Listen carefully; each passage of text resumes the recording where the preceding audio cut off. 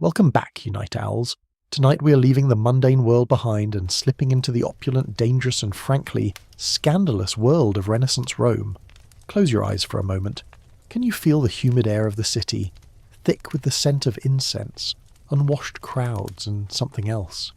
Something a little more sinister, like a whisper of forbidden secrets. You can almost hear the rustle of silk robes, the distant clang of a sword, and the soft, knowing footsteps of men who hold immense power, but who are about to lose their souls. Tonight, we're going to be a fly on the wall in the most corrupt court in all of history, a place where the sacred and the profane not only coexisted, but often threw the most lavish parties together. You might think you know this story, but trust me, you probably won't survive this telling with your innocence intact. So before you get comfortable, take a moment to like the video and subscribe, but only if you genuinely enjoy what I do here. And if you're up for it, drop your location and the local time in the comments. Now, dim the lights, maybe turn on a fan for that soft background hum, and let's ease into tonight's journey together. You're a shadow now, a silent observer in the labyrinthine corridors of 15th century Rome.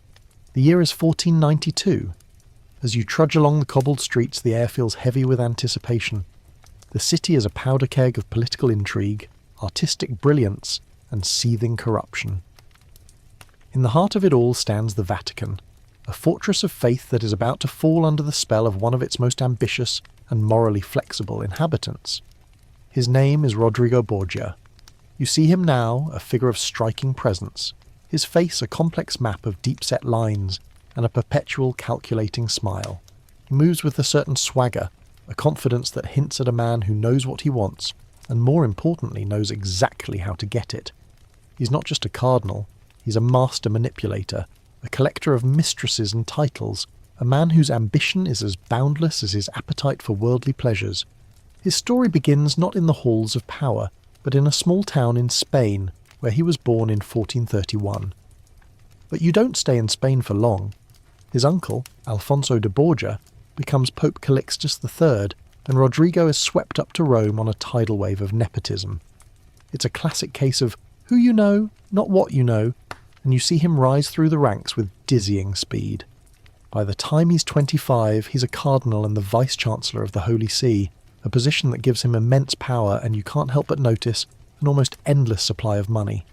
But let's be honest, you're not here for a dry history lecture. You're here for the juicy bits, and with Rodrigo, there's always a juicy bit. He has a weakness for women, and it's a weakness he doesn't bother to hide. Historians still argue whether his promiscuity was a genuine lack of self-control, or a calculated display of power, a way to show that the usual rules simply didn't apply to him. Either way, his love affairs are legendary, and you get a glimpse of one that would define the rest of his life, his relationship with Vanozza de Catane.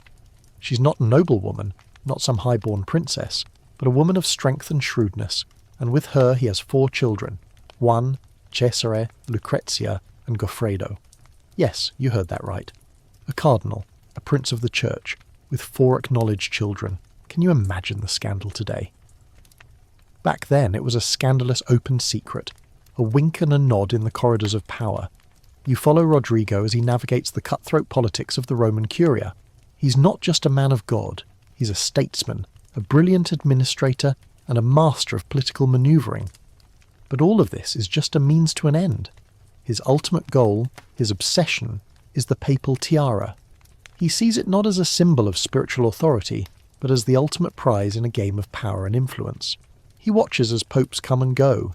Some live long, others die suddenly, and you can't help but wonder if he ever gave them a little nudge in the right direction. It's an unspoken rule of the time that the cardinals are playing a long game, a slow, patient chess match for the top spot. The death of Pope Innocent VIII in 1492 finally sets the stage for the main event. You stand with the crowds in St. Peter's Square, a sea of anxious faces, as the smoke from the Sistine Chapel chimney changes from black to white.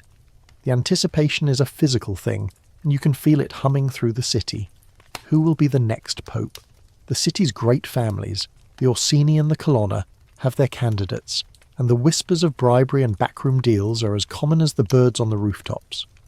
But Rodrigo Borgia, with his vast wealth, and even vaster network of alliances, has the upper hand. He uses his position, his charm, and a few well-placed promises to build an unassailable coalition. He promises the chancellorship to a powerful cardinal, a castle to another, and bags of gold to those who need a little extra encouragement. It's a pragmatic affair, and you watch, a little disgusted, as the spiritual election of the leader of the Christian world devolves into a cold, transactional exchange. It's a little like a modern election, you think, with a lot more silk and a lot less public debate. Finally, the white smoke billows forth. A name is announced. Alexander VI, Rodrigo Borgia, has won. A Spaniard on the papal throne, the first in over a century. The cheers in the square are deafening, but you can also hear the nervous murmurs. The old guard, the pious, and the politically astute all know that this man is no saint. They know his past, they know his children, and they know that the papacy, for the first time in a long time, is about to become a very different kind of court. You're a ghost in the crowd, watching a new era dawn. The city of Rome is about to become the epicenter of a new unholy empire, ruled not by God, but by a family of cunning, ambitious, and deeply flawed individuals. The Borgia era has begun.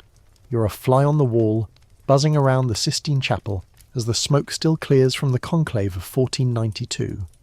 The cardinals, exhausted and a little breathless, are still adjusting to the fact that Rodrigo Borgia, a man known more for his worldly appetites than his piety, is now Pope Alexander VI.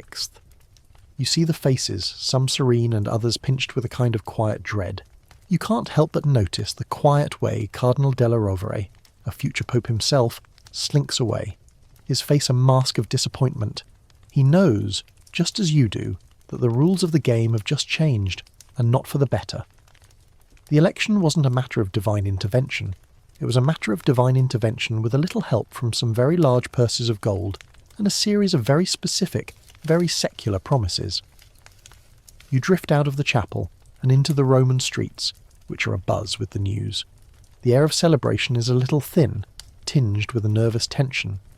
The name Borgia is on everyone's lips, and you hear it spoken with a mixture of awe and fear. People recall the stories, the whispers, the open secrets. A cardinal with multiple mistresses and 4 acknowledged children?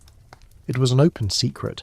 But now that man is the leader of the Christian world, it's like watching your favourite TV show character, the charming morally grey rogue, suddenly become the president. You have a feeling things are about to get very interesting. Let's rewind a little, back to the ambition that got him here.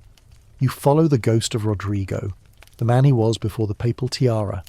You see him in his palazzo, surrounded by beautiful things, tapestries from Flanders, statues from ancient Rome, and of course, the people he loves. His children, Cesare, Juan, Lucrezia, and Goffredo, are his pride and joy, but also his primary political tools. He dotes on them, yes, but he also sees their lives as extensions of his own grand design. The love he has for them is genuine, but it's a love that's inseparable from his ambition. You watch as he attends to the business of the church, a master of administration.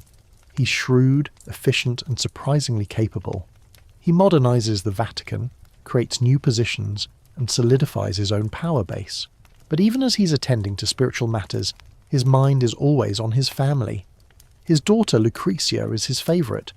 You see him looking at her with a doting pride, a pride that's also tinged with a certain calculating coldness. He knows her beauty and her innocence are powerful assets, and he's already making plans for her to marry into one of the most powerful families in Italy, the Sforza clan. Historians still argue whether his affection for his children was a true fatherly love or a more sinister proprietorial love, a love that saw them as mere pawns on his political chessboard. The year of the conclave, 1492, is a pivotal one. It's the year of Christopher Columbus's voyage, and the world is expanding in ways no one could have imagined. But for Rodrigo, the world he cares about is a few square miles of Rome and the vast political landscape of Italy. He knows the other Italian states, Florence, Venice, Milan, are all watching him with a mixture of suspicion and greed. They know a new pope means a new balance of power, and they're all trying to figure out how to exploit it for their own gain. You can feel the tension in the air, a kind of low, constant hum that pervades every conversation, every transaction. Now, let's get to the nitty-gritty of the election. You're inside the conclave, a ghost in the hallowed halls.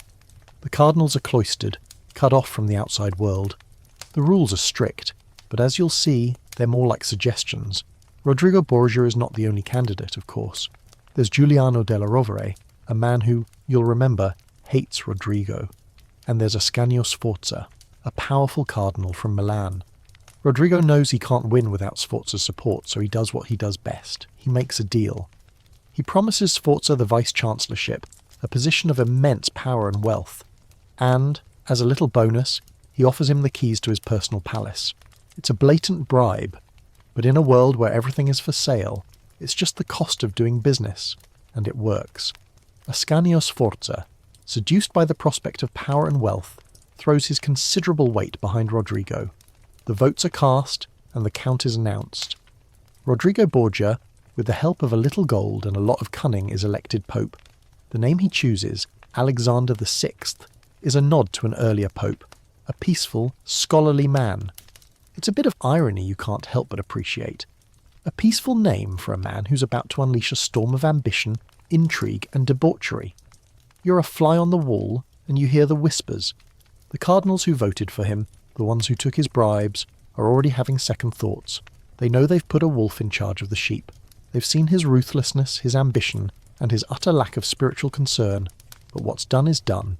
A quirky or fringe tidbit from this time is that the election was so contentious that some cardinals were so furious they were planning on leaving the church entirely. A lot of them feared that Alexander would kill them or take their power away.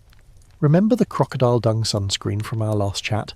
This is nothing like that, but it's the kind of fact that reminds you how strange and unpredictable history can be. You watch as he dons the papal robes, the triple crown. He looks regal, commanding, and not a little bit smug. He's achieved his life's ambition, and you can see the satisfaction on his face. But a new stage has just begun. He now has to legitimize his power, to establish his family as a new dynasty, and to deal with the inevitable backlash. He's no longer just a cardinal, he's the head of the church, and all eyes are on him. You feel a shiver of anticipation. The curtain has just gone up, and the main act is about to begin. The papacy of Alexander VI will be a whirlwind of political marriages, lavish parties, and shocking scandals. And you, my friend, are going to be there for every sordid detail. The air in Rome is thick with the scent of a new beginning, though you can't help but notice it smells a lot like old money and newfound power. The year is 1492, and the city is still buzzing with the news of Rodrigo Borgia's election as Pope Alexander VI. You're a ghost in the crowd, watching his official coronation, a spectacle of unmatched pomp and circumstance. The cheers are loud, the trumpets blare, and the papal guard, resplendent in their new livery, stands at attention. But you, with your ghostly access, can see the undercurrents. You see the polite smiles of the rival cardinals that don't quite reach their eyes, the nervous glances between courtiers, and the palpable tension that hangs in the air like a storm waiting to break. Alexander VI's ascension to the papacy was less a divine appointment and more a masterclass in political manoeuvring and calculated risk. As you stand in the shadow of St. Peter's Basilica, you recall the days of the conclave. Remember how he promised Cardinal Ascanio Sforza the vice-chancellorship? That was just the tip of the iceberg. You also hear whispers of other deals, bags of gold to wavering cardinals, lucrative appointments for their relatives, even the promise of military support for their various Italian city-states. It was a transactional affair, a cold, hard negotiation for the highest spiritual office on earth. Historians still argue whether such rampant bribery was a common practice, or if Alexander VI simply took it to a new, breathtaking level of shamelessness. His coronation is a testament to his new status. You watch as he parades through the city streets, his triple crown, the tiara weighing heavily on his head. He looks every inch the monarch he has always aspired to be. But the coronation, you realise, isn't just about celebrating his new title. It's a statement. It's a public declaration that he and his family are no longer just members of the church. They are a new dynasty. A quirky tidbit from this time is that the city of Rome was so excited about the new pope that they organised a huge parade where they showcased exotic animals, including a live crocodile. It's a strange juxtaposition. A celebration for the head of the church featuring a reptile that would have been more at home in a sideshow. Once inside the Vatican, the real work begins. You'd think a man who just became pope would take a moment to reflect on his spiritual duties. But Alexander VI is a man of action. The very first thing he does is not to pray or to meditate. but to consolidate his power. He immediately rewards his supporters, lavishing them with titles and land. You see him appointing his young son, Cesare, as the Archbishop of Valencia, a position that comes with immense wealth and prestige, despite Cesare being only a teenager and a layman. It's a blatant act of nepotism, a clear signal that the old rules no longer apply. But it's not just Cesare. His other children, Juan and Lucrezia, are also part of his grand plan. He makes Juan the captain general of the church, putting him in charge of the papal armies. And Lucrezia, remember our favourite pawn from the last section? He immediately annuls her engagement to an Aragonese noble to arrange a more politically advantageous marriage with Giovanni Sforza, a powerful lord from Pesaro. You watch, with a mix of fascination and disgust, as he uses his children as pawns in a high-stakes game of international diplomacy. It's like a game of chess, but instead of pawns, he's moving his family members around the board, sacrificing their happiness for his own gain. The papal court, once a bastion of piety, is transformed into a place of lavish parties, political scheming, and moral laxity. You see the cardinal who took the vice-chancellorship, Ascanio Sforza, living in luxury. You hear the gossip about the Pope's mistresses and his children's scandals.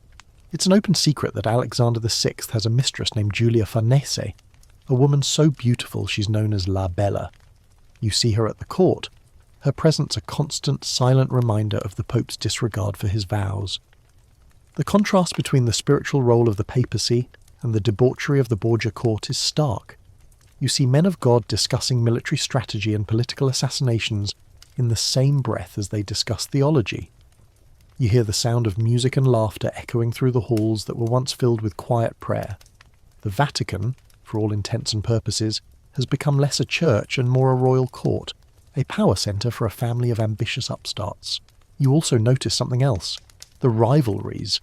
Remember that Cardinal della Rovere, the one who slinked away in disappointment? He's not going to take this lying down.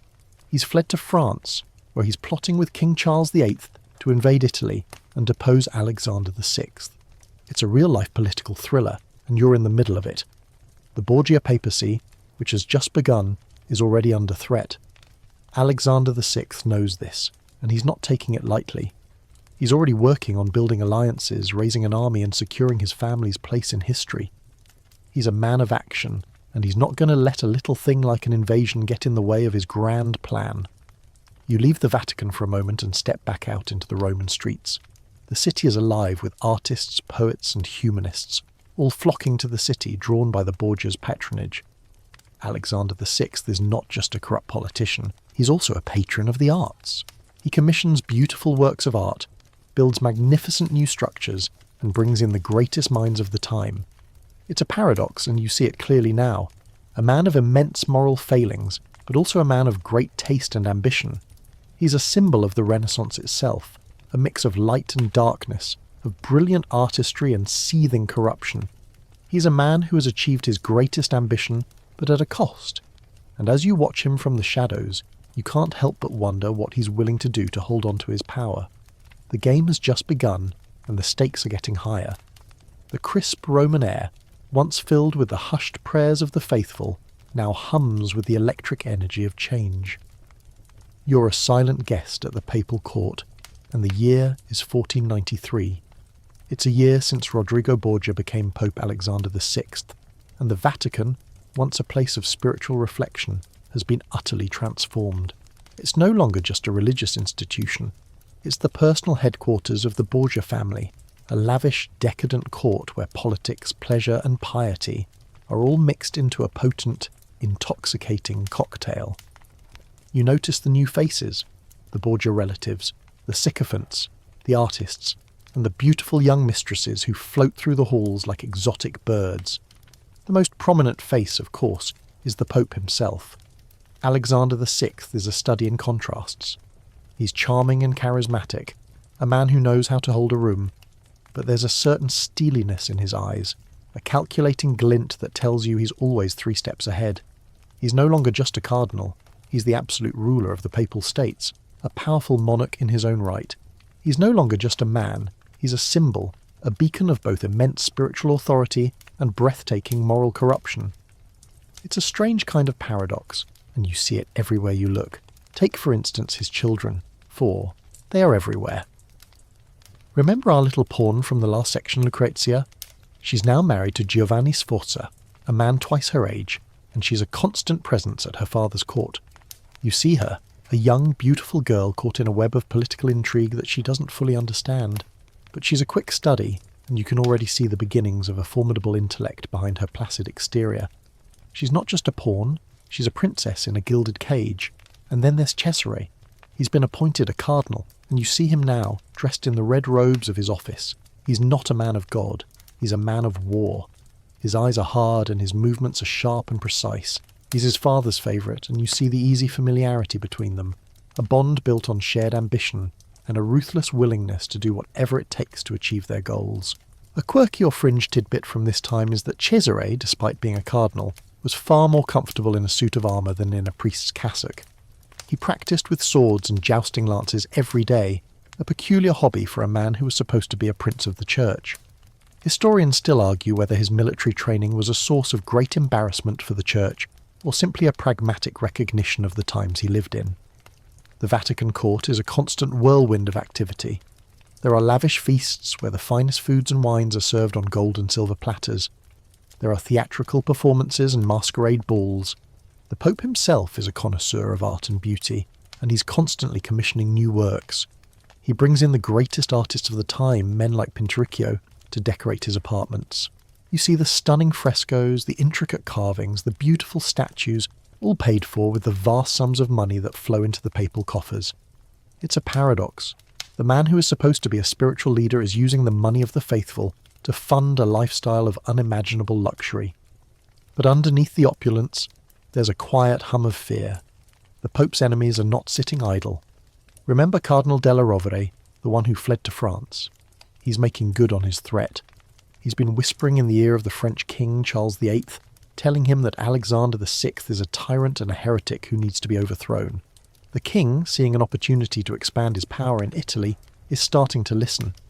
You can feel the tension building, a silent pressure that's growing with every passing day. Alexander VI, for his part, is not blind to the threat. He's a master of political spin. He holds grand ceremonies and public speeches, portraying himself as a peaceful, pious leader. He's charming, articulate, and completely without a moral compass. He's a natural politician, a man who knows how to control the narrative. He surrounds himself with artists and thinkers, men who can portray him as a wise and benevolent ruler, a patron of the arts, and a bringer of peace. It's an illusion, of course, but it's a very convincing one. You're walking through a hallway, and you see two men, one a diplomat, and the other a cardinal, whispering to each other. You hear them talking about the Pope's plans. He wants to create a new, powerful state in central Italy, a kingdom for his son Cesare. He's already making plans, raising an army and securing alliances. He's not content to just be a religious leader. He wants to be a kingmaker. He wants to build a dynasty that will last for centuries. It's a dizzying time. The church, for centuries a symbol of spiritual authority, is now a centre of political power, a place where popes are crowned and kingdoms are forged. You can't help but think about how far the church has fallen from its humble origins. Remember that crocodile dung sunscreen from the last section? Well, the moral fabric of the church has deteriorated to the point where even crocodile dung might be considered a more pious substance than some of the things going on in these halls. You're a ghost in the machine, watching as Alexander VI consolidates his power. He's a ruthless, charming, and utterly immoral man. He's a product of his time, a perfect example of the Renaissance's blend of brilliance and depravity. He's a man who has achieved his life's ambition, but at a cost. And as you watch him, surrounded by his children, his courtiers, and his ill-gotten gains, you can't help but wonder, what will he do next? The French are at the gates, his enemies are plotting, and he has a dynasty to build. The stage is set for a drama that will shake the very foundations of the church and leave an indelible mark on history. And you, my friend, are right in the middle of it. The air in Rome is thick with the sweet scent of new power, and you're a silent spectator to its breathtaking ascent. The year is 1494, and the French king, Charles VIII, is marching his army toward Italy, his sights set on the kingdom of Naples. He has a powerful ally in his camp, the embittered Cardinal Giuliano della Rovere, who has a singular goal of unseating Pope Alexander VI. This is a very real, very imminent threat, and you watch as Alexander VI, a man of surprising resilience, prepares to face it not with prayer, but with a cunning mix of diplomacy and ruthless pragmatism. The Borgia children, the heart and soul of their father's ambition, are front and centre in this grand, dangerous game. You are a ghost in the papal palace, watching a strategy meeting. There's Pope Alexander VI, his face a mask of calm determination. Beside him is his son, Cesare, now a cardinal, but still dressed like a prince in all but name. He's his father's right-hand man, a brilliant, ruthless tactician. Then there's Juan, the Pope's favourite, Captain General of the Church, a dashing, but you can't help but think, a slightly arrogant young man. And finally, there's Lucrezia, the darling of the family, her face a serene mask that gives away none of the turmoil her life has been. These are the Borgia children, the instruments of their father's will, and their rise to power is just beginning. Let's focus on the star of the show, Cesare Borgia. He's the Pope's golden boy, and Alexander VI has great plans for him. He's a cardinal now, but everyone knows it's a temporary position. The Pope wants to transform him into a secular prince, a ruler of a new Borgia kingdom. You can see Cesare's ambition burning in his eyes. He has a kind of cold charisma, a quiet menace that's more effective than any loud show of force. Historians still argue whether Cesare's cruelty was an inherent trait or a product of his upbringing, a dark reflection of his father's pragmatism. He is a man of action, a man who knows what he wants and is willing to do whatever it takes to get it. You hear him whispering in his father's ear, offering advice on how to deal with the French threat. It's clear who the real power behind the papal throne is. Juan, the Captain General, is a different story. He's handsome, charming, and a little bit reckless. His father dotes on him, and you get the sense that Juan is used to getting his own way. He's in charge of the papal army, and you watch as he commands his troops with a bluster that you suspect is more show than substance. He's a man who enjoys the pomp and circumstance of his position, but perhaps not the actual work. It's a classic case of the pampered second son, and you can't help but wonder if his recklessness will eventually get him in trouble. A quirky or fringe tidbit from this time is that Juan was known for his love of duelling and jousting, and he once nearly died in a jousting match. He was a man who lived for the thrill of the moment, a stark contrast to his calculating father and brother. And then there's Lucrezia. Poor Lucrezia.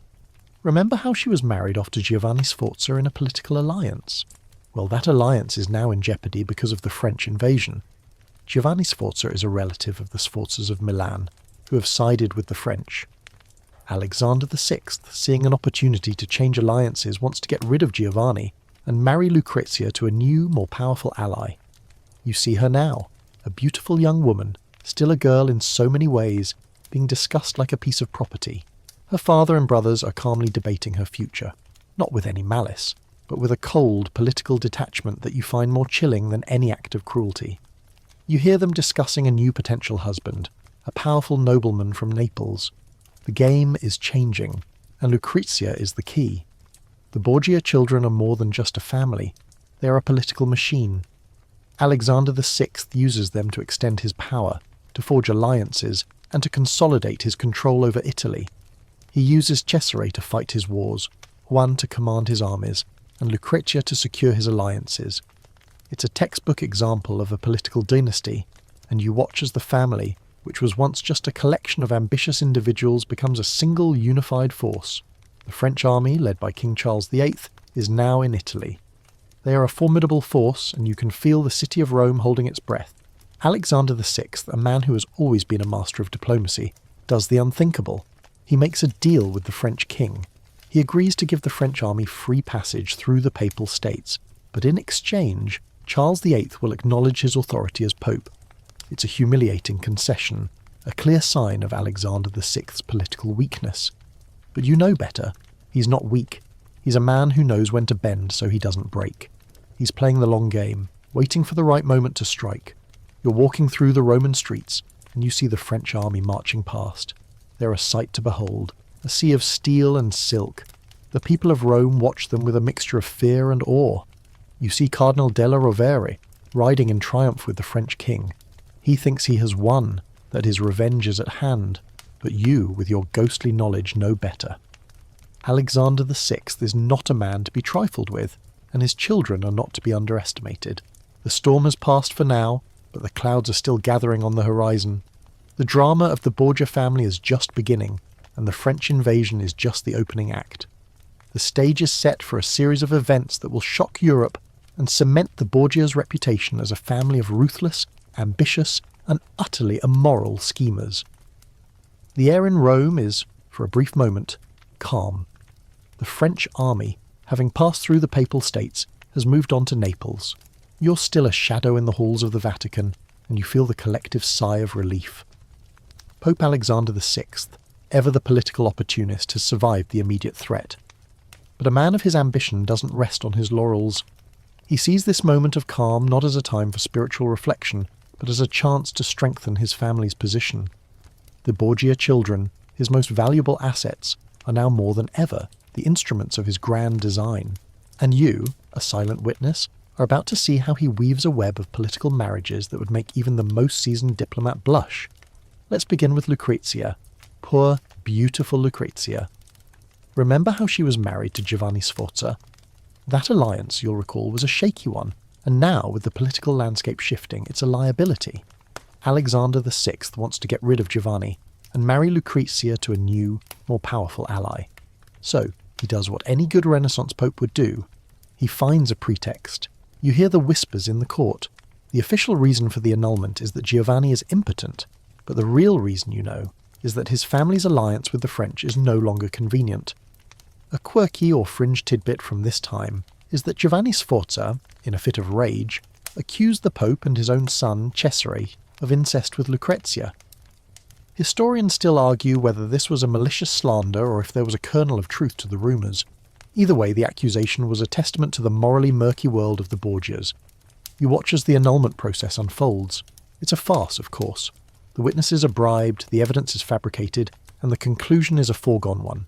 Lucrezia is heartbroken and humiliated, but she is also a pragmatist. She knows her life is not her own. She is a pawn in a game of power, and she has no choice but to play her part. She's now free, but she won't be for long.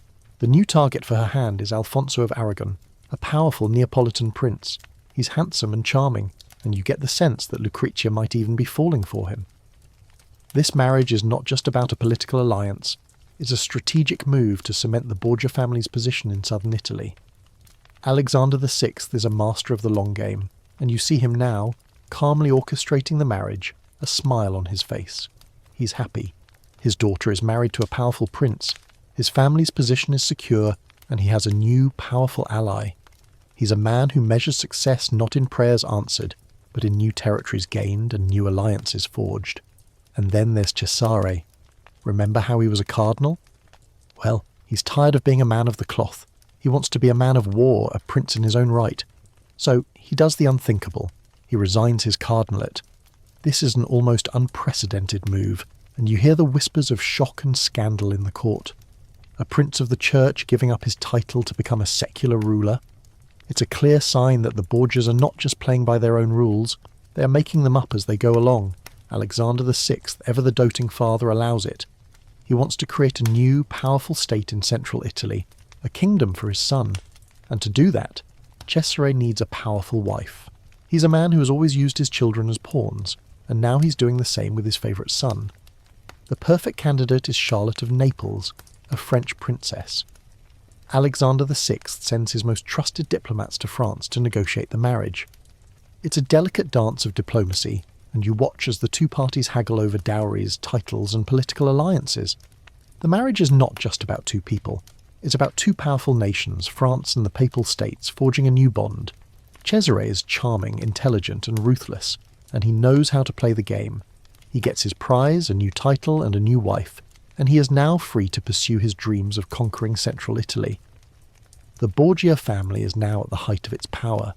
They have a powerful presence in southern Italy through Lucrezia's marriage, and they are forging a new kingdom in central Italy through Cesare's ambition.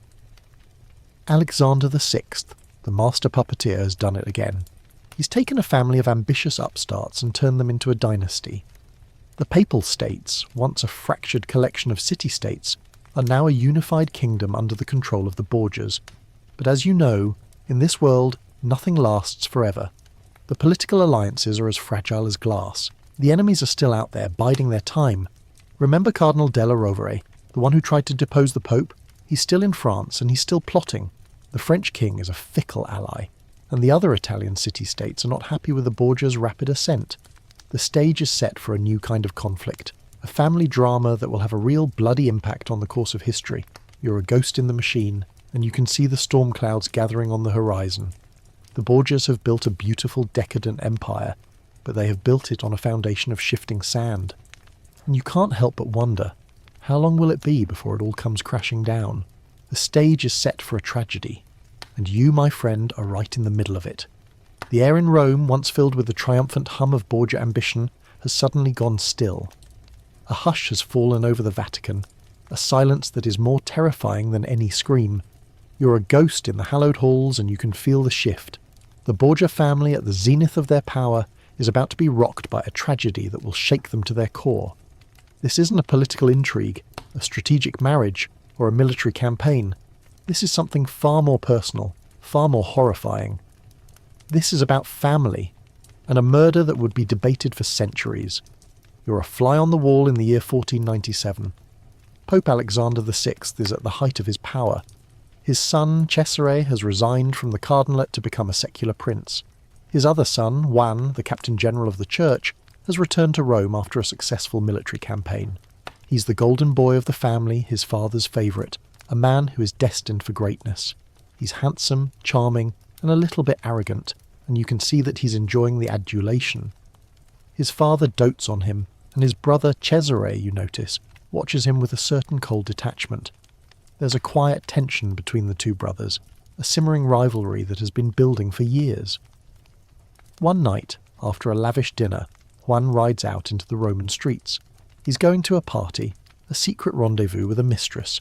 He's a man who enjoys his pleasures, and you get the sense that he thinks he's invincible. He's accompanied by a servant and a mystery man, and you watch as they disappear into the dark, labyrinthine streets of Rome. He's supposed to be back by morning. He's not. The next day, you feel the panic ripple through the Vatican. Juan is missing. The Pope is distraught. He orders a city-wide search. The papal guards, the Roman citizens, and the cardinals are all on alert.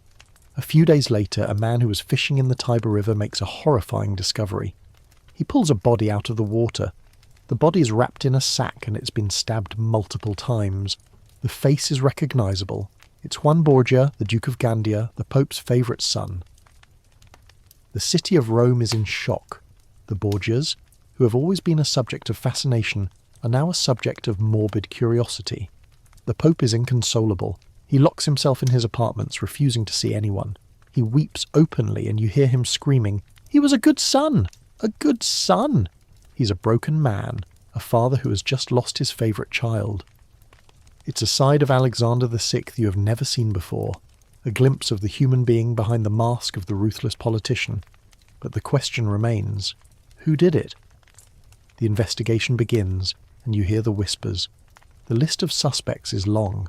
Juan was not a man who was loved by everyone. He was a ruthless womanizer, and he had a lot of enemies. There are rumours of a jealous husband, a rival lover, and a political opponent. But you, with your ghostly access, hear the more sinister whispers. The whispers of a family affair. The leading suspect is a man you've come to know well, Cesare Borgia. Remember how he watched his brother with that cold detachment? You hear the rumours that the two brothers were rivals for their father's affection, for political power, and even more scandalously, for the love of their sister, Lucrezia. Historians still argue whether Cesare was capable of such a heinous act. A quirky or fringe tidbit from this time is that Cesare, known for his love of poetry and art, was also a master of disguise and a practitioner of poison. He was a man of many talents, and it was widely known that he would stop at nothing to get what he wanted. He was also an expert fencer, and it was believed that he had a personal vendetta against his brother for outshining him in their father's eyes. There is another suspect, a political rival. Juan had been at odds with the Orsini family, a powerful Roman clan. They had a history of violence and vendettas, and it was entirely plausible that they had killed Juan in a fit of revenge. The investigation, however, is quickly shut down. The Pope, for reasons you can only guess at, suddenly calls off the investigation. The case is never solved, and the murder of Juan Borgia becomes one of the great unsolved mysteries of the Renaissance. The death of Juan has a profound impact on the Borgia family. The Pope, after his initial grief, becomes a changed man. He is more cautious, more ruthless. He knows that his enemies will stop at nothing to destroy him. Cesare, the man who was once a cardinal, is now his father's sole heir and the new captain general of the church. He's no longer in the shadows. He's now the man in charge. And Lucretia? She's a grieving sister, but she's also a pawn in a new political game. The death of her brother has created a power vacuum, and her father is going to use her to fill it. The murder of Juan Borgia is a turning point. It's the moment when the Borgia family, once a subject of fascination, becomes a subject of fear. It's the moment when the whispers of scandal turn into whispers of murder. The stage is set for a new kind of drama, a drama of violence, ambition, and betrayal. The Borgia family, for all its wealth and power, is now haunted by a ghost, the ghost of a murdered son, a ghost that will forever cast a dark shadow over their gilded, decadent world. And you, my friend, are right in the middle of it. The air in Rome, once heavy with mourning for the lost son, is now crackling with a new, dangerous energy. You're a ghost in the city, and you feel the shift. The Borgia family, a wounded but still powerful beast, is regrouping. Pope Alexander VI, his grief a cold, hard stone in his heart, has a new focus: vengeance and power. His favourite son is gone, but he has another, a son who's a far more dangerous and far more ambitious man. This is the moment of Cesare Borgia's true ascent, a moment you have been waiting for. You're a fly on the wall, watching a private meeting in the Pope's apartments. Cesare is there, dressed in the new, secular clothes of a military commander. The red cardinal's robes are a thing of the past. He's no longer a man of the cloth. He's a man of steel. His face is a mask of cool determination, and you get the sense that he's not mourning his brother's death, but rather seeing it as an opportunity. He is now his father's sole heir, the new captain general of the church, and the man who will build the Borgia kingdom. The murder of Juan, the unresolved mystery that hangs over the family like a shroud, has had a profound impact on Cesare. It has not made him softer, but harder. It has made him more ruthless, more focused. He's no longer just a pampered prince. He's a man with a singular purpose. You hear him talking to his father about his plans. He wants to conquer the central Italian city-states, to unite them under Borgia rule. He wants to create a new, powerful kingdom, a kingdom that will be a testament to his family's greatness. The Pope, a man who has always been pragmatic, now sees a new path forward. His grief for Juan is a powerful motivator, and he's willing to use all of his spiritual and political power to help his remaining son. He's no longer just a pope. He's a kingmaker. He's raising an army, a new kind of army, an army of mercenaries and professional soldiers who are loyal to him and to his son. It's an unprecedented move, and you see the other Italian states watching with a mixture of fear and awe. Cesare's campaign begins. He starts with a bang, a siege of a city that has defied papal authority.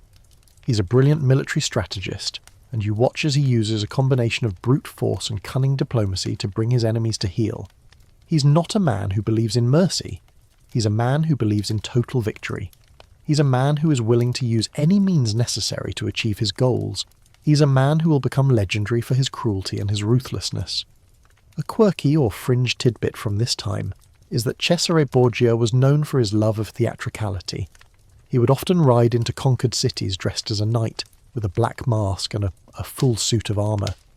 It was a calculated move, a way to project an image of power and invincibility. It was a little like a modern-day movie villain, and it was incredibly effective. The people of the conquered cities were terrified of him, and his reputation for cruelty spread like wildfire. Historians still argue whether his cruelty was a genuine psychopathy or a calculated political tool, a way to ensure that his enemies would never dare to defy him again. You hear the stories of his campaign. He besieges a city, and when it surrenders, he massacres the entire garrison. He captures a powerful lord and has him beheaded in the public square. He's a man who doesn't believe in prisoners. He believes in making a statement. He's building a reputation, a terrifying reputation, and it's working. The other city-states, the ones that were once so defiant, are now falling in line. They are surrendering without a fight. They have heard the stories of Cesare Borgia, and they are terrified. But Cesare is not just a man of war. He is also a brilliant politician. He knows how to reward his allies and how to punish his enemies. He knows how to play the long game. He's not just conquering cities. He's building a kingdom. He's installing his own men in positions of power, collecting taxes and building a new, powerful state. He's a true Machiavellian prince, a man who believes that the end justifies the means. The rest of the Borgia family, the ones who are still alive, are watching him with a mixture of pride and fear. The Pope is proud of his son, proud of his ambition, proud of his success.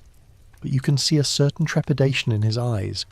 He has unleashed a monster, a man who is a reflection of his own ambition, but also a man who is out of his control.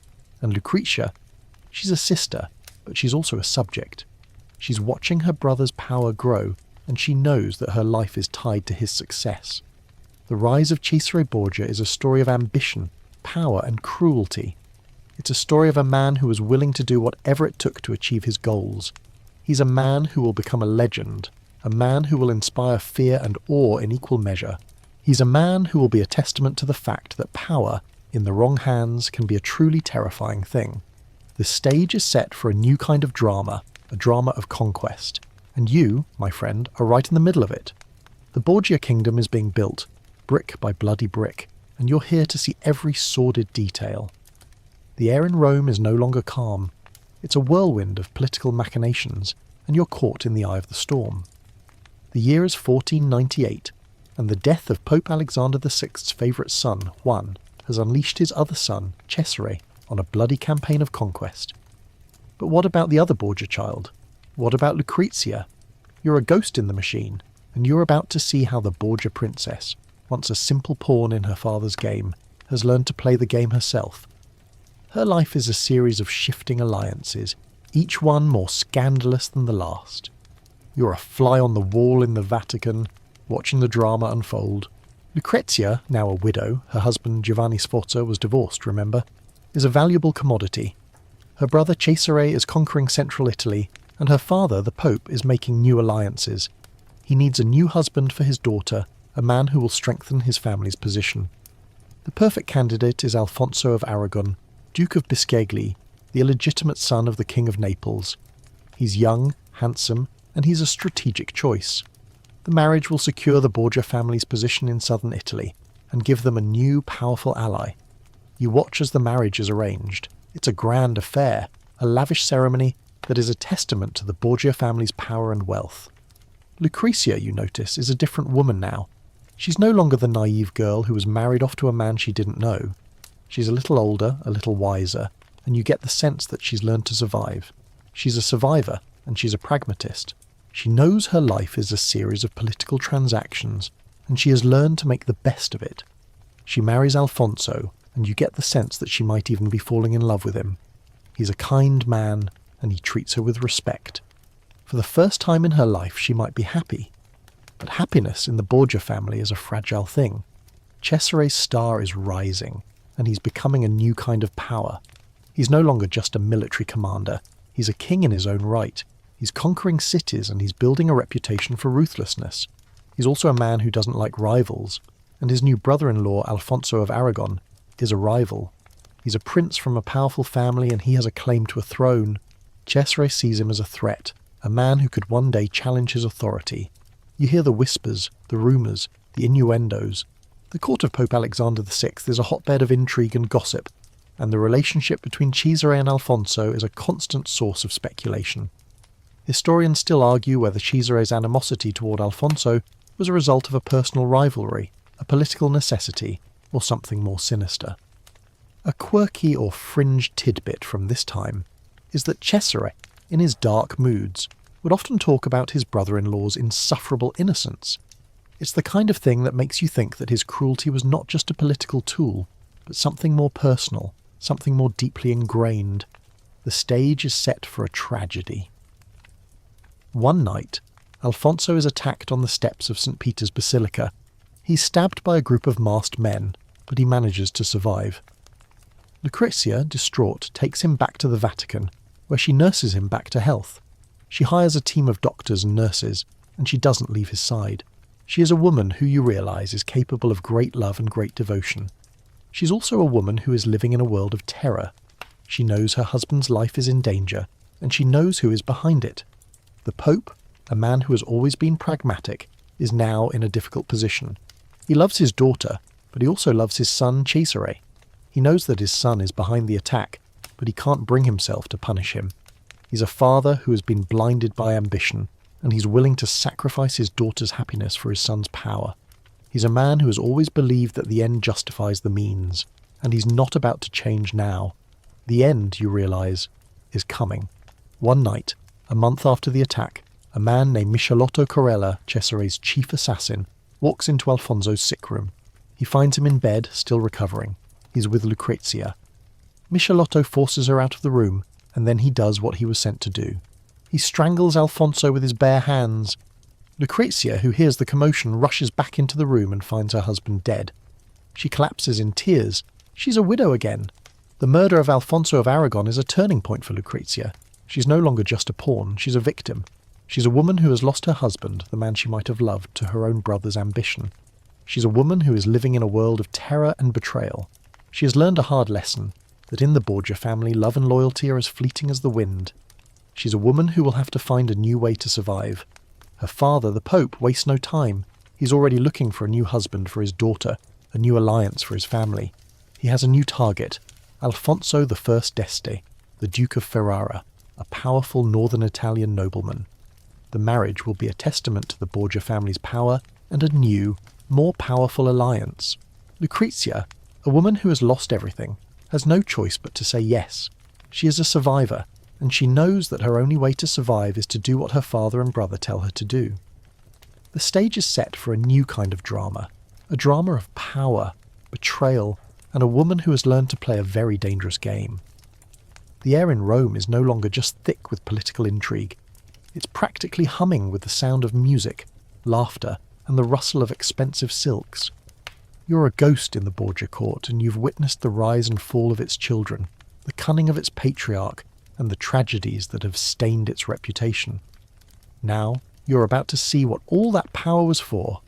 It was for this, a life of unimaginable luxury, a court that was more royal than religious, and a moral laxity that would become the stuff of legend. This is the sinful Vatican court, and you, my friend, are about to have a front row seat. It's the turn of the century and the year is 1501. Cesare Borgia is a conqueror, carving out a new kingdom in central Italy. Lucrezia is preparing for her third political marriage to Alfonso d'Este, the powerful Duke of Ferrara, and Pope Alexander VI, the master puppeteer, is enjoying the fruits of his labour. The Vatican, under his reign, has become a centre of artistic brilliance, but also a den of iniquity. You walk through the halls and you see it all. The paintings, the sculptures, the intricate tapestries, all of them masterpieces, but you also see the lavish feasts, the theatrical performances, and the constant flow of beautiful young men and women. The Borgia court is a place of paradox. You see cardinals, the princes of the church, gambling and drinking with the same gusto as the laymen. You see the Pope's mistress, Giulia Farnese, a stunningly beautiful woman known as La Bella, and you get the sense that her presence is not just an open secret, but a point of pride for the Pope, He is a man who, you realise, has completely abandoned any pretense of piety. He is a man who loves beauty, luxury and power, and he is not afraid to show it. A quirky or fringe tidbit from this time is that the Pope had a pet monkey that he would take with him everywhere. It was a bizarre and comical sight, and it was a symbol of the Pope's utter disregard for the traditional decorum of his office. Historians still argue whether the monkey was a symbol of his vanity or a genuine sign of his eccentric personality. The parties, you've noticed, are getting wilder, more scandalous. The Pope is a man who loves to entertain, and his parties are legendary. The food is exquisite, the wine flows like water, and the entertainment is unconventional. You hear the whispers of the other guests. They talk about the Pope's love of bawdy songs and his willingness to participate in games that are, shall we say, less than holy. It's a stark contrast to the religious ceremonies that are also happening in the Vatican. The Pope, a man who is supposed to be a spiritual leader, is living a double life. He is a priest in the morning and a hedonist at night. But the most scandalous part of the court is the family itself. The rumours about Lucrezia and her father and brothers are a constant source of gossip. You hear the whispers of incest, of orgies, of poisoned chalices. The most sensational of these rumours is about the banquet of chestnuts. an event that will become synonymous with the Borgia family's name. It's a party that is so outrageous, so depraved, that it will be talked about for centuries. It's an event that is said to have been a turning point, a moment when the Borgias' reputation for moral corruption became a verifiable fact. The stage is set. Lucrezia is about to get married, but before she does, her father wants to give her a send-off she'll never forget. You're a ghost in the Borgia court, and you're about to witness one of the most infamous parties in all of history. The guests are a mix of cardinals, princes, and courtesans. The atmosphere is electric, a mix of anticipation and a certain kind of salacious excitement. Everyone knows that something outrageous is about to happen, but they don't know what. You see the Pope and his children, all dressed in their finest robes, their faces a mix of anticipation and a kind of wicked amusement. You see the other cardinals, the ones who are loyal to the Pope, their faces a mask of polite indifference. And you see the courtesans, the beautiful women who are a constant presence in the Borgia court. They are the entertainment, the main event, the stars of the show. The dinner is served, and the food is as exquisite as ever.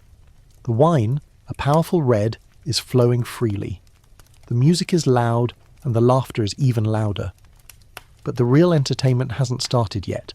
You can feel the tension building, a kind of silent pressure that is growing with every passing moment. The guests are all waiting for the main event, and you, my friend, are about to see it. The banquet of chestnuts is about to begin, and it will be a party that will define a family and a moment in history. The Borgias have built a beautiful, powerful empire, but they have built it on a foundation of sin and depravity. And now, they are about to put their sins on full display for all to see. The air inside the apostolic palace is thick with a sweet, cloying scent of roasted chestnuts and something more illicit. You're a silent guest at the Borgia court, and the year is 1501. The occasion is a grand one, a farewell party for the Pope's daughter, Lucrezia, who is soon to depart for Ferrara and her third marriage. But you know better. This is not just a party, it is a spectacle, a theatrical display of power and moral decadence that will become one of the most infamous moments in history. This is the banquet of chestnuts, and you, a ghost in the machine, are about to have a front row seat to the most shocking dinner party of the Renaissance. The setting is the papal apartments, a place that should be sacred, but has been transformed into a lavish den of iniquity.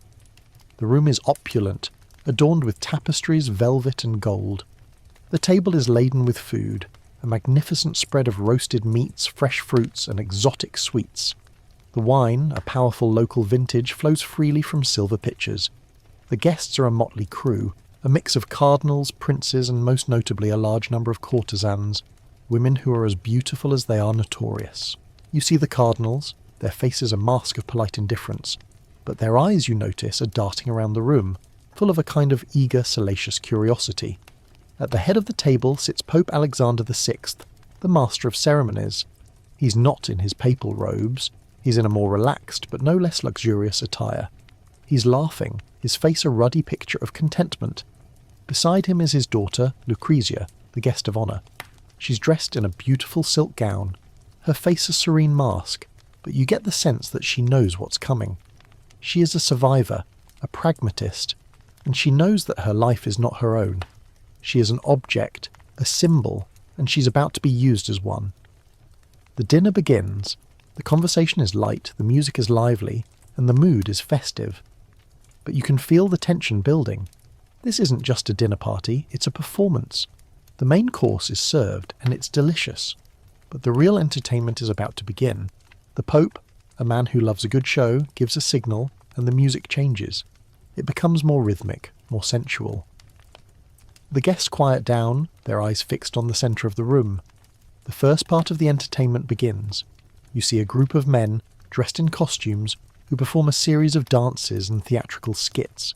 It's a little bawdy, a little irreverent, but nothing too shocking. It's a warm-up act, a way to get the crowd in the mood. But you know that the main event is still to come. You can feel the anticipation building, a kind of silent pressure that is growing with every passing moment. And then it happens, the main event. The Pope, you notice, is watching with a kind of wicked amusement. The lights in the room are dimmed, and a large basket is brought out and placed in the centre of the floor. It's filled with chestnuts. The Pope then gives another signal, and a group of 50 courtesans, all of them beautiful and naked, are brought into the room. They are not here to perform a dance or a song. They are here for a competition. The rules are simple. The courtesans must crawl on the floor, their hands behind their backs, and pick up the chestnuts using only their mouths. The prize?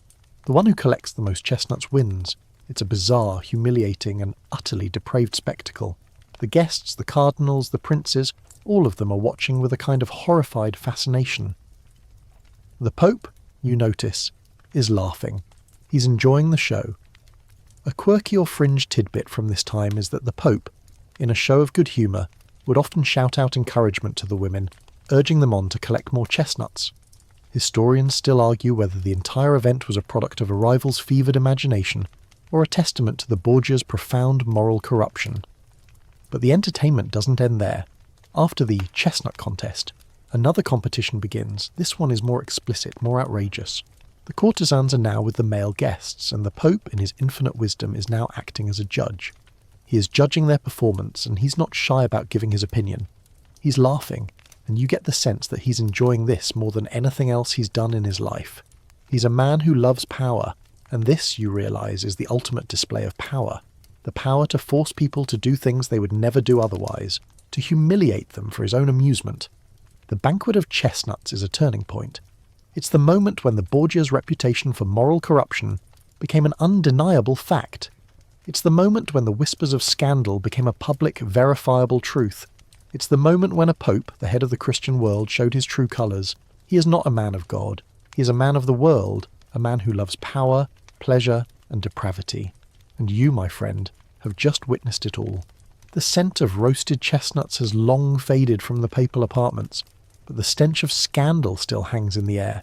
You're a ghost, and you've just witnessed the infamous banquet of chestnuts. But this wasn't just a party. It was a statement. It was a meticulously orchestrated show of power, a public display of moral corruption that would forever define the Borgia family. You, my friend, are about to delve deeper into the events of that night, to understand the purpose behind the depravity and the long-term impact of this single, sordid event. You stand in the very room where it happened, a silent witness to a historical crime scene. The room, you notice, is now quiet, but you can still feel the echoes of the laughter, the music, and the hushed whispers of the guests. The participants in the chestnut banquet were not just random people. They were a carefully curated guest list of cardinals, powerful Roman aristocrats, and foreign dignitaries. By forcing them to witness such a spectacle, the Pope was sending a clear message. You are either with me, or you're against me, and if you're with me, you will not judge me. You will participate. The Pope's daughter, Lucretia, the guest of honour, was not just an observer. She was a key part of the show. You saw her, a young woman who was about to be married off to a powerful nobleman, being made to witness such a sordid spectacle. This was not a kindness. It was a test. It was a way for her father to show her that she was not just a pawn in his game, but an active participant. It was a way to bind her to the family, to make her a partner in their depravity. You get the sense that she understood this. She was a survivor, and she knew that to survive in this family you had to play along. The most shocking part of the party was not the naked courtesans, but the presence of the cardinals, the princes of the church. These were men who had taken a vow of celibacy, a vow of poverty, a vow of obedience. And here they were, a select few of them, participating in a spectacle of unparalleled depravity. A quirky or fringe tidbit from this time is that one of the cardinals, Cardinal Perverted, was so disgusted by the goings-on that he locked himself in a room and refused to come out. Historians still argue whether the participation of the other cardinals was a result of coercion, fear, or genuine moral corruption. The banquet, you realise, was a turning point. It was the moment when the Borgia's reputation for moral corruption became an undeniable fact. The rumours that had been swirling for years, the whispers of incest, of murder, of orgies, were now a verifiable truth. The Borgia name, which had always been a subject of fascination, was now a subject of revulsion. The Pope, a man who had always been a master of public relations, had just committed a massive public relations blunder. He had shown his true colours, and they were not holy, but scarlet. The long-term impact of the banquet of chestnuts was profound. The event was documented by a number of contemporary sources, most notably the diaries of Johannes Burchard, the Pope's master of ceremonies.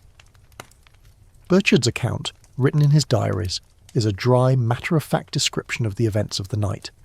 It's the kind of thing that makes it all the more chilling.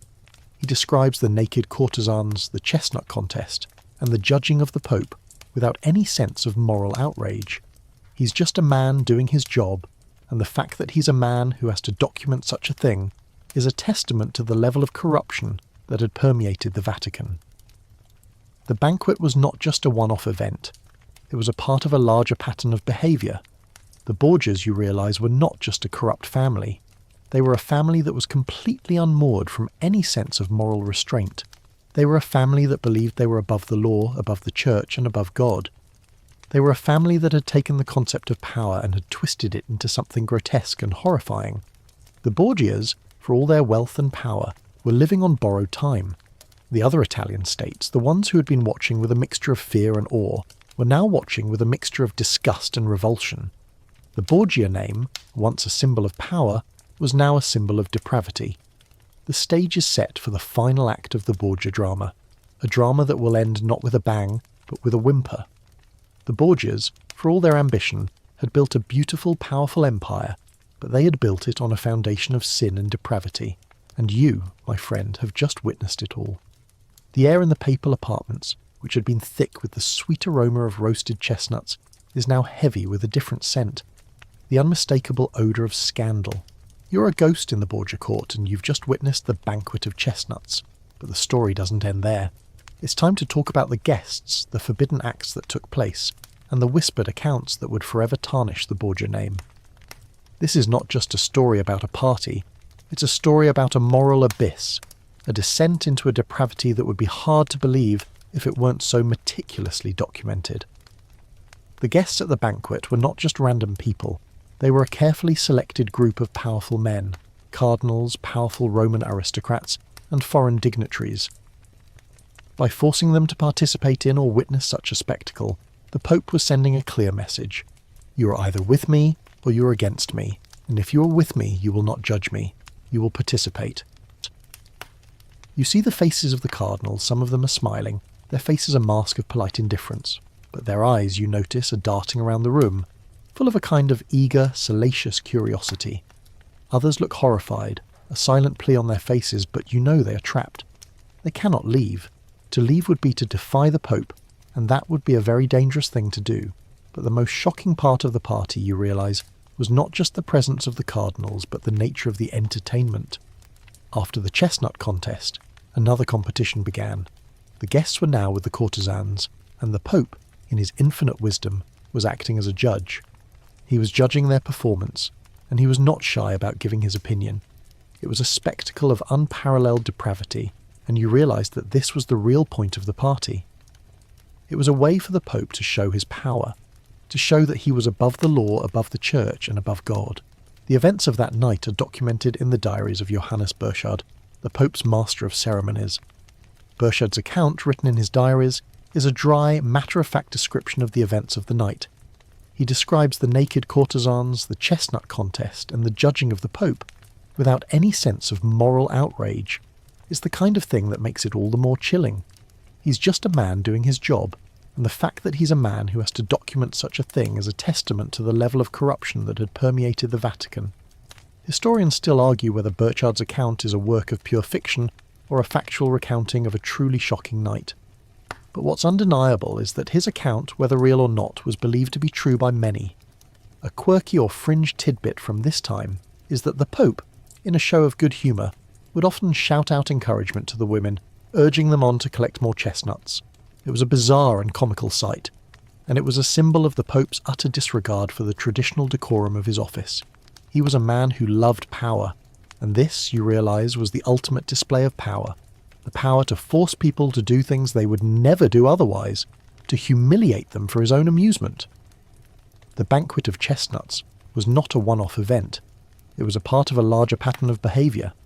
The Borgias, you realise, were not just a corrupt family. They were a family that was completely unmoored from any sense of moral restraint. They were a family that believed they were above the law, above the church, and above God. They were a family that had taken the concept of power and had twisted it into something grotesque and horrifying. The Borgia name, which had always been a subject of fascination, was now a subject of revulsion. The Pope, a man who had always been a master of public relations, had just committed a massive public relations blunder.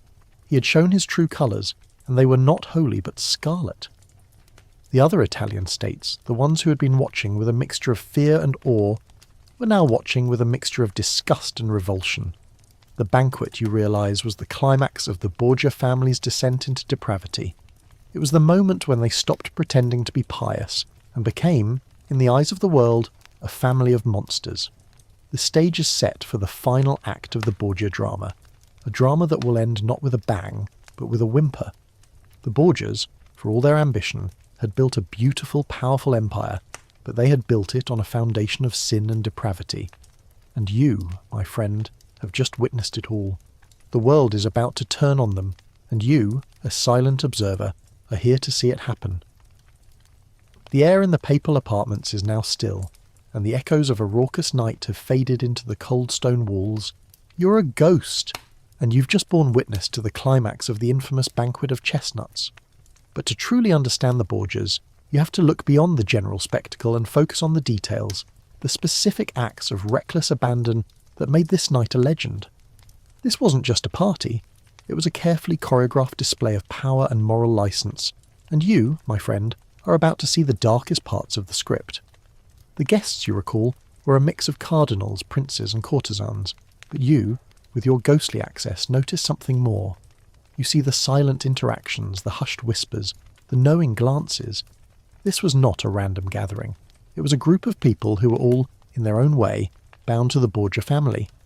The cardinals, who had either been bribed or were too afraid to defy the Pope, were now complicit in his debauchery.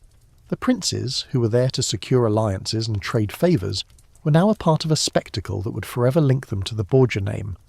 The most controversial part of the night, you know, was the final act, the one that is still debated by historians.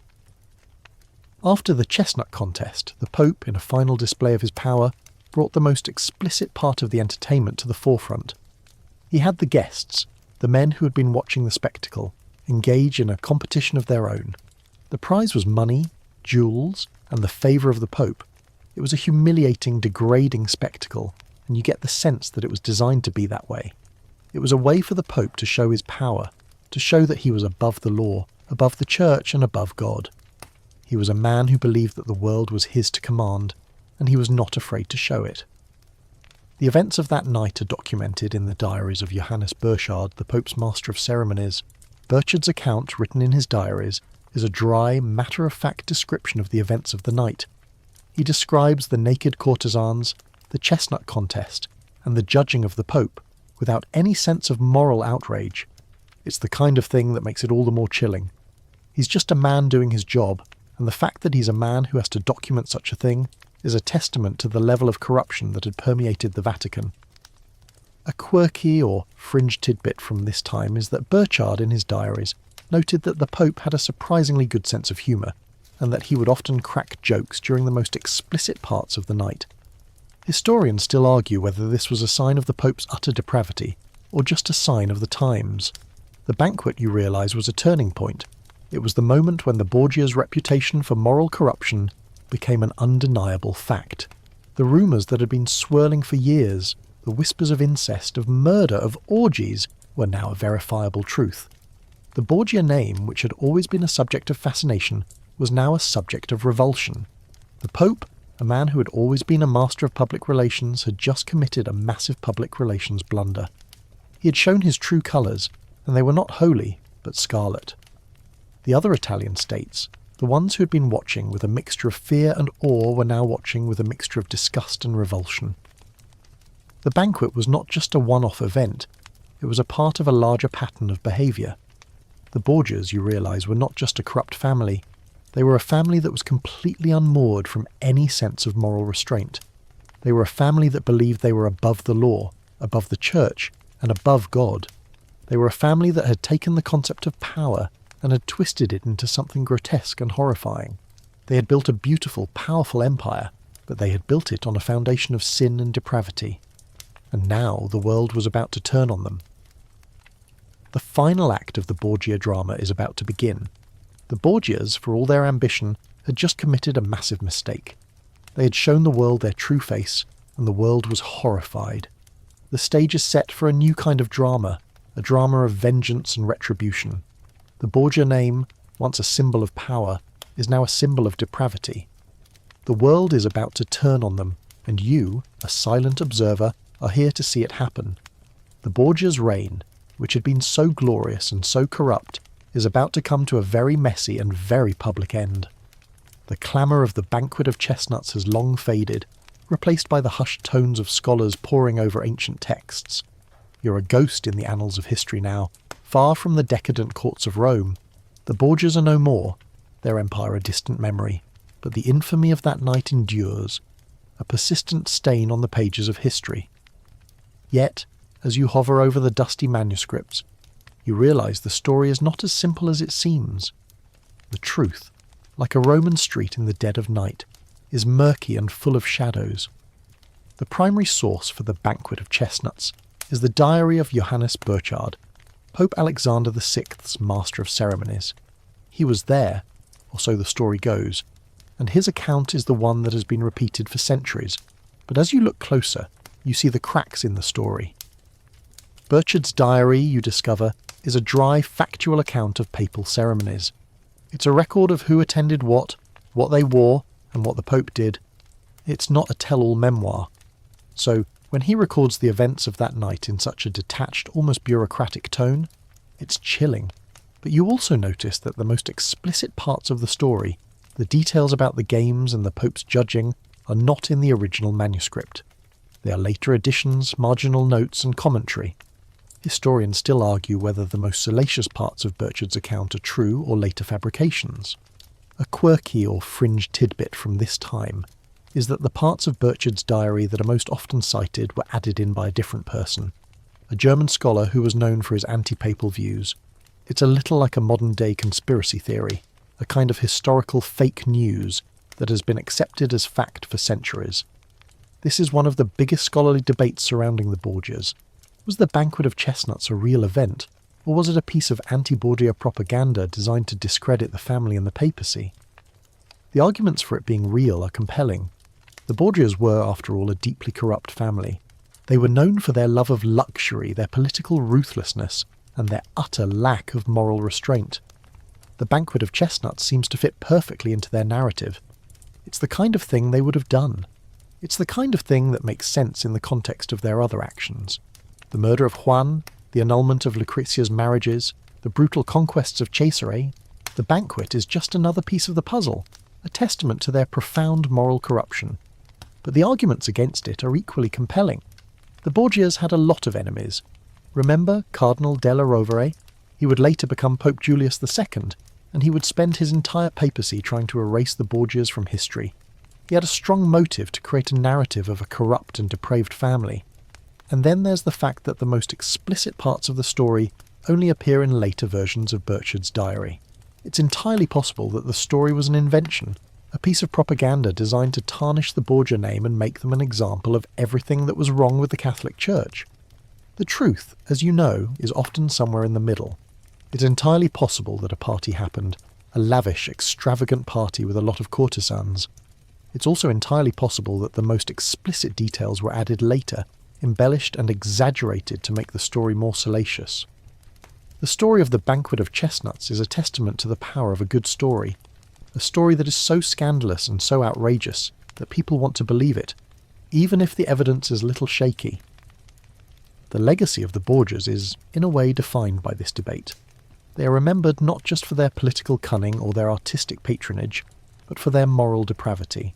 They are a byword for corruption, a kind of historical boogeyman that we use to describe the darkest parts of human nature. The banquet of chestnuts, whether it happened or not, is a key part of that legacy. It's the moment when the Borgias became not just a powerful family but a legend, a cautionary tale about what happens when power, ambition, and a lack of moral restraint come together in one place. You leave the archives and float back into the present day. You realise that the Borgias are a perfect example of how history is not just a record of facts, but a narrative that is shaped by the people who tell it. The story of the Banquet of Chestnuts is a testament to the power of a good story. A story that is so scandalous and so outrageous that people want to believe it, even if the evidence is a little shaky. And you, a silent observer, have just witnessed the birth of a legend. The air in the Roman archives, thick with the scent of old paper and scholarly debate, has finally cleared. You're no longer a ghost in the past, but a whisper in the present, contemplating the long shadow cast by the Banquet of Chestnuts. Whether a historical fact or a masterful piece of propaganda, the event is a key part of the Borgias' legacy, a defining moment that cemented their reputation for depravity. This is not just about one night of excess. It's about how that night became a symbol, a cautionary tale that would be told for centuries. The Borgias, you realise, were already a subject of suspicion and gossip. Their wealth was staggering, their power was unprecedented, and their methods were ruthless.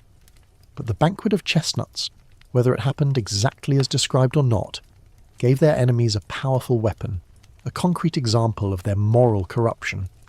It was a story so scandalous, so shocking, that it was impossible to ignore.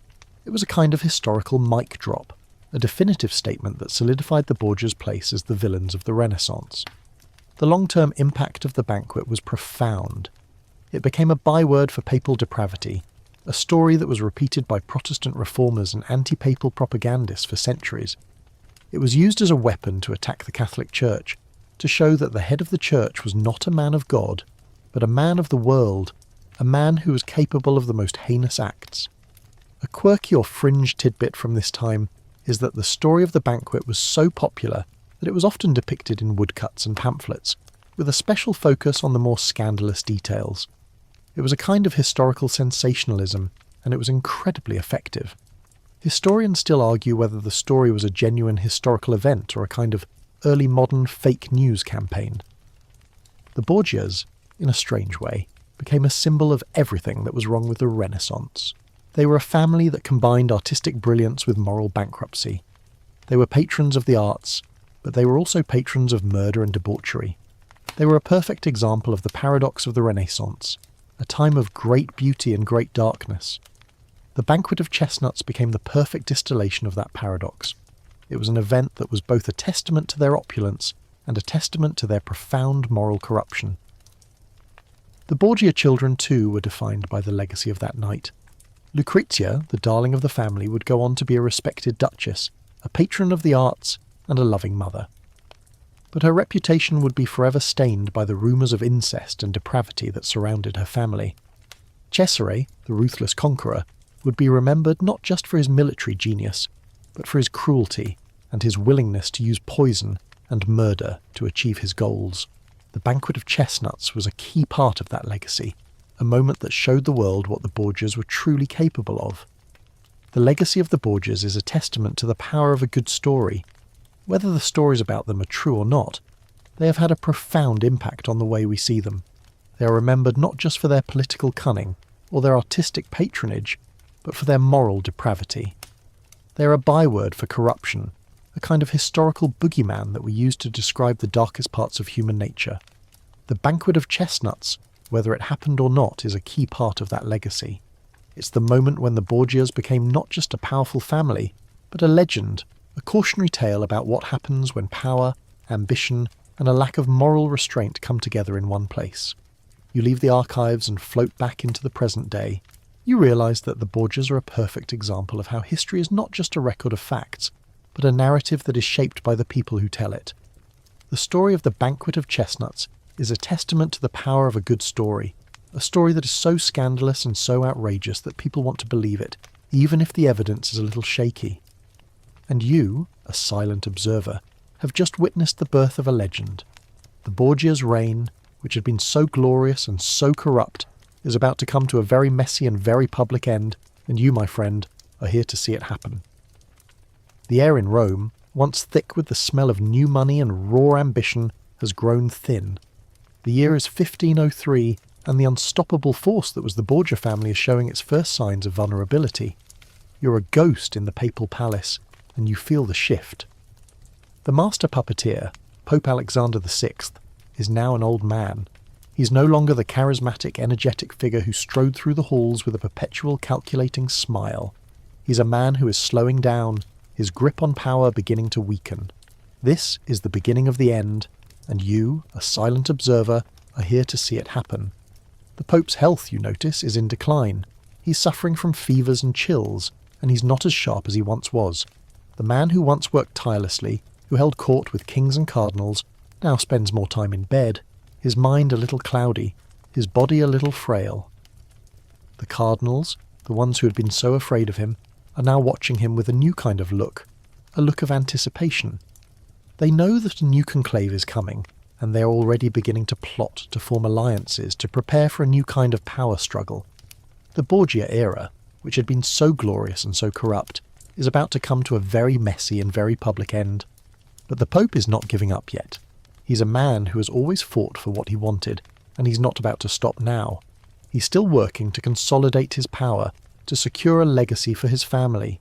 He's making new alliances, forging new treaties, and doing everything he can to ensure that his son, Cesare, will continue to rule the new Borgia kingdom. But the world is changing. The other Italian states, the ones who had been so afraid of the Borgias, are now seeing their opportunity. They are beginning to form a coalition against Cesare, a coalition that is determined to bring him down. Cesare, the ruthless conqueror, is also feeling the pressure. He's fighting a war on multiple fronts, and he's running out of money and allies. He's a brilliant military strategist, but he's a man who is running on borrowed time. His power is a reflection of his father's power, and as his father's power wanes, so does his. He's a man who has always been in control, but he's beginning to lose his grip. You can see the frustration on his face, a kind of cold, hard anger that is a testament to the fact that he's losing the one thing he has always cared about: power. The rest of the Borgia family is also feeling the heat. Lucrezia, who has been married off to her new husband, the Duke of Ferrara, is in a new, more stable life. But even she is not safe. Her reputation is still stained by the rumours of her family's past, and she is still a subject of gossip and suspicion. She's a woman who has survived, but she's a woman who is still living in the shadow of her family's infamy. The final act of the Borgia drama is about to begin. The Pope, a man who has always been a master of public relations, has just committed a massive mistake. He had a lavish banquet, the banquet of chestnuts, and he had shown the world his true colours, and the world was horrified. Now the Pope's health is failing, and the world is waiting for him to die. They are waiting for the moment when they can finally be free of the Borgias. The Pope is a man who is living on borrowed time. He's a man who has always been in control, but he is beginning to lose his grip. He's a man who has always believed that the end justifies the means, but he is about to face the consequences of his actions. The Borgia's reign, which had been so glorious and so corrupt, is about to come to a very messy and very public end. The stage is set for a new kind of drama, a drama of vengeance and retribution. The Borgia name, once a symbol of power, is now a symbol of depravity. The world is about to turn on them, and you, a silent observer, are here to see it happen. A quirky or fringe tidbit from this time is that the Pope, in his final days, was so paranoid that he would only eat food that had been prepared by his own cooks, and served by his own son, Cesare. Historians still argue whether his paranoia was a result of his failing health, or a genuine fear of being poisoned by his enemies. Either way, it's a testament to the level of fear and distrust that had permeated the Vatican. The Borgias, for all their power, were now living in a world of terror, a world of their own making. The final chapter of their story is about to be written, and it's not going to be a happy one. The air in Rome is heavy and still, the silence broken only by the tolling of church bells. The day is August 18th, 1503, and the man who had shaped the city, the man who had been the most powerful person on earth, is dead. You're a ghost in the papal palace, and you feel the shift. A palpable sense of relief, and a kind of nervous energy ripples through the city. The Borgia era, which had been so glorious and so corrupt, is finally over. The master puppeteer, Pope Alexander VI, has finally taken his last bow. The end of the Pope's life, you recall, was as dramatic as his reign. He had fallen ill with a sudden and violent fever, the result, many believed, of a poison plot gone wrong. The story, a delicious piece of historical gossip, is that he and his son, Cesare, had planned to poison a wealthy cardinal at a dinner party. The cardinal, they thought, would die, and they would get to inherit his immense wealth. But the plan, so the story goes, backfired. The wine that was meant for the cardinal was mistakenly given to the Pope and his son. They drank it, and they both fell ill. It's a story that is too perfect to be true, but it's a story that has been told for centuries. Historians still argue whether the Pope died of natural causes or if he was poisoned. A quirky or fringe tidbit from this time is that the Pope's body, after his death, swelled to such a size that it would not fit into his coffin. The rumour, a testament to the level of fear and hatred that had permeated the Vatican, was that his body had been possessed by the devil. The moment the Pope's death was announced, the city of Rome, which had been holding its breath, let out a collective sigh of relief. The cardinals, the ones who had been so afraid of him, now came out of the woodwork. They immediately began to plot, to form alliances, to prepare for a new kind of power struggle. The Borgia era, which had been so glorious and so corrupt, was finally over. The Borgia name, which had always been a subject of fascination, was now a subject of revulsion. The Pope's death had a profound impact on his family. His son, Cesare, who had also been poisoned but had survived, was now weak and frail.